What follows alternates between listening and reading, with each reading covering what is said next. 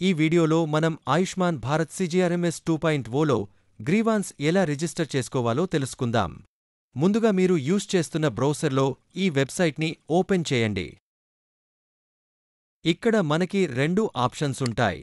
మనము grievance register చేయాలి అనుకుంటున్నాం కాబట్టి అప్లికెంట్ ఆప్షన్ని సెలెక్ట్ చేసుకోవాలి. తర్వాత క్యాప్చా ఎంటర్ చేసి స్కీమ్ని సెలెక్ట్ చేసుకోవాలి.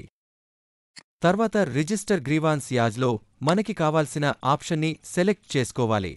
ఉదాహరణకి నేను అదర్స్ సెలెక్ట్ చేస్తున్నాను. తర్వాత అప్లికెంట్ మొబైల్ నెంబర్ని ఎంటర్ చేసి వెరిఫై మీద క్లిక్ చేయగానే మీ మొబైల్ నెంబర్కి ఒక ఓటీపీ వస్తుంది. ఆ ఓటీపీని ఎంటర్ చేయగానే నెక్స్ట్ పేజ్ ఓపెన్ అవుతుంది. తర్వాత అప్లికెంట్ ఆధార్ కార్డ్ నంబర్ని ఎంటర్ చేసి వెరిఫై మీద క్లిక్ చేయగానే ఆధార్తో లింక్ అయిన మొబైల్ నంబర్కి ఒక ఓటీపీ వస్తుంది. ఆ ఓటీపీతో వెరిఫై చేసుకోవాలి. నెక్స్ట్ స్టెప్లో అప్లికెంట్ డీటెయిల్స్ ఎంటర్ చేయాలి. అనగా applicant state, district, date of birth, gender, email, address, pin code, contact number మరియు అడిషనల్ కాంటాక్ట్ నంబర్ ఇవ్వాలి. ఇక్కడ ఈమెయిల్ మరియు అడిషనల్ కాంటాక్ట్ నంబర్ మాండేటరీ కాదు. తర్వాత గ్రీవాన్స్ డీటెయిల్స్లో grievance type, grievance subtype, grievance ఎగైనెస్ట్ని సెలెక్ట్ చేసుకోవాలి. మరియు గ్రీవాన్స్ అప్లికేషన్ డిస్క్రిప్షన్ బాక్స్లో మీ ప్రాబ్లంను రాయాలి. తర్వాత సపోర్టింగ్ డాక్యుమెంట్స్ అప్లోడ్ చేయాలి.